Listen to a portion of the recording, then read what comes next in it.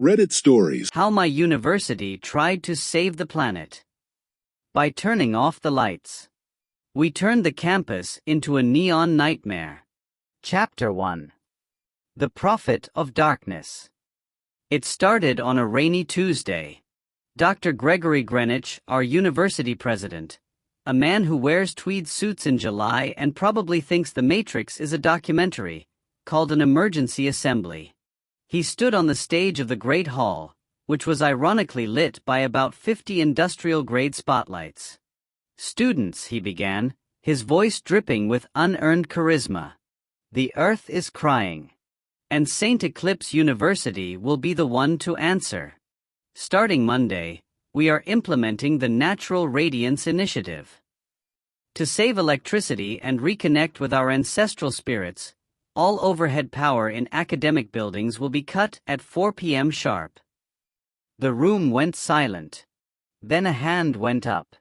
It was Miller, a guy from the architecture department. "Sir, it's November. It's pitch black by 4:15. How are we supposed to, see the floor?" Greenwich just smiled that punchable, condescending smile. "The Romans didn't have LED strips, Miller. They had the fire of knowledge. Use your inner vision. Or buy a candle." Class dismissed. Chapter 2. The Night of the Bruised Noses. Monday 4 p.m. arrived. Click. The sound of 5,000 fluorescent tubes dying at once was actually terrifying. It was like the building had just taken its last breath. I was in the basement computer lab. Have you ever been in a windowless concrete room when the lights go out? It's not romantic. It's a sensory deprivation tank. I heard a girl scream, then the sound of a heavy rolling chair smashing into a metal desk. But here's the kicker. Greenwich had hired eco-sentinels. These were students who were basically paid in good boy points to patrol the halls with night vision goggles. If they caught you with a flashlight or a phone screen, they'd hit you with a $50 carbon footprint fine. I walked out of the lab and immediately tripped over a recycling bin. A sentinel appeared out of the shadows like a budget Batman. "Watch your step, citizen," he whispered.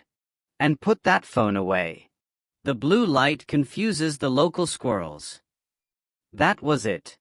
The war had begun. Chapter 3. The Tron Battalion. That night, the engineering wing turned into an underground weapons factory. We weren't making bombs.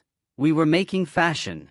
Technically, I told the group, huddled around a single soldering iron powered by a car battery, the rule says overhead electrical lighting fixtures are banned. It says nothing about personal attire. By Wednesday, I led the Tron Battalion into the 5 p.m. physics lecture. We were wearing full-body spandex suits rigged with kilometers of high-intensity RGB LED strips.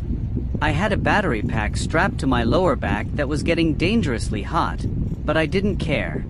When we entered the dark lecture hall, it looked like a glitch in the simulation. We weren't just visible, we were blinding. I sat in the front row, glowing a steady, aggressive neon pink. The professor, Dr. Eris, just sighed. He reached into his briefcase, pulled out a pair of dark aviators, and started teaching.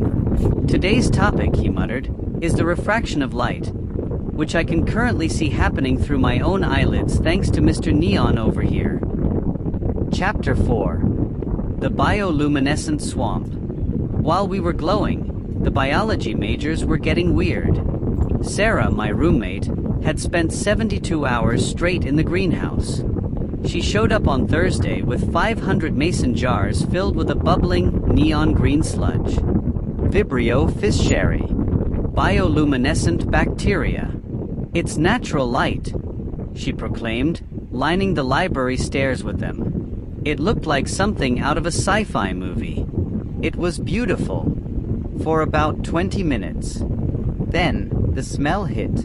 To keep the bacteria alive, they had to feed them a nutrient broth made of fermented fish guts and yeast.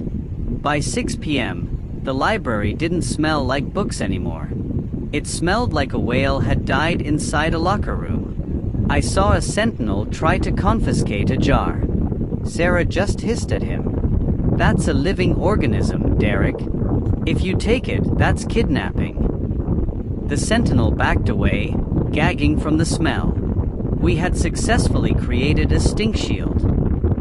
Chapter 5. The High Beam Interrogation. The physics students, not to be outdone, decided to go industrial. They didn't want pretty colors. They wanted power. They all bought ultra-sun mining headlamps.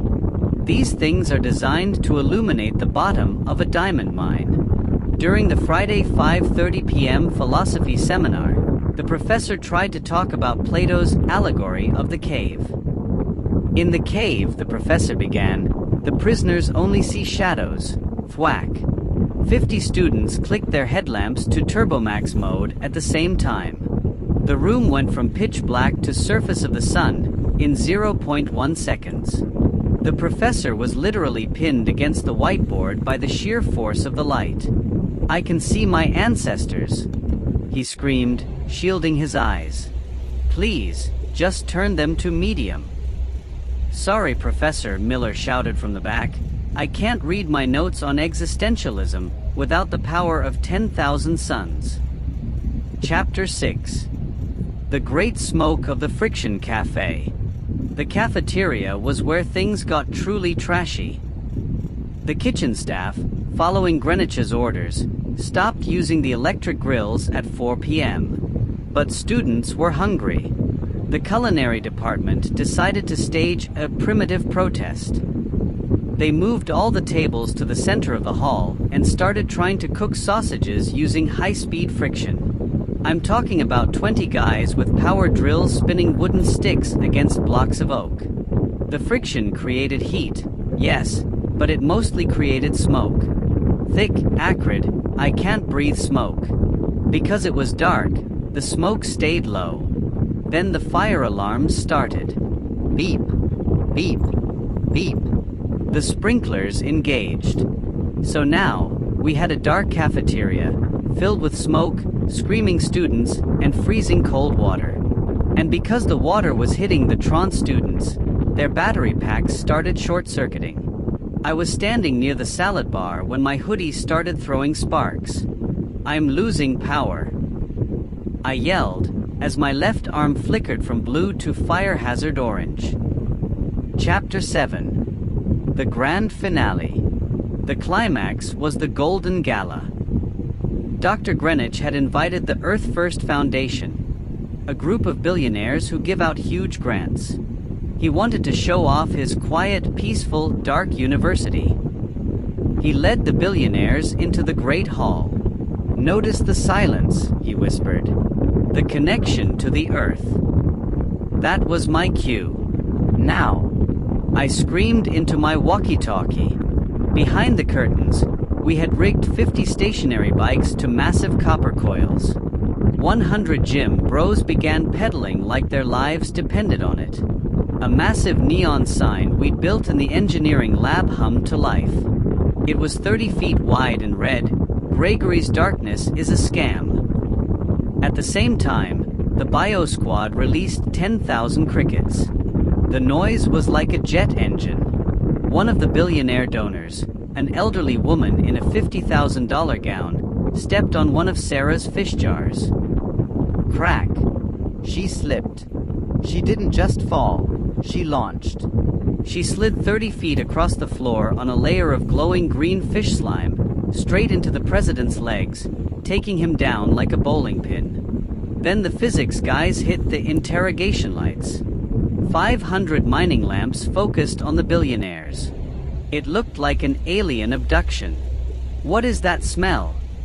The lead donor screamed, wiping glowing bacteria off his tuxedo. "Why are the students sparking? Why is there a neon sign?" "It's the rhythm of the Earth, sir," I shouted from the bike line, pedaling furiously. "Don't you feel the harmony?" Chapter 8. The morning after. The lights were back on by Saturday morning. The Natural Radiance Initiative was deleted from the university website as if it never existed. Dr. Greenwich voluntarily retired to a monastery in Tibet, probably one with no electricity. The university had to bring in a specialized cleaning crew to remove the glow-in-the-dark stains from the Great Hall. But the best part? Every year now, on the anniversary of the blackout, the students gather in the quad at 4 p.m. We don't say a word. We just put on our headlamps, turn them to strobe, and have a 5-minute rave in total silence. We call it the Greenwich Memorial. And honestly, I've never felt more connected to the Earth in my life.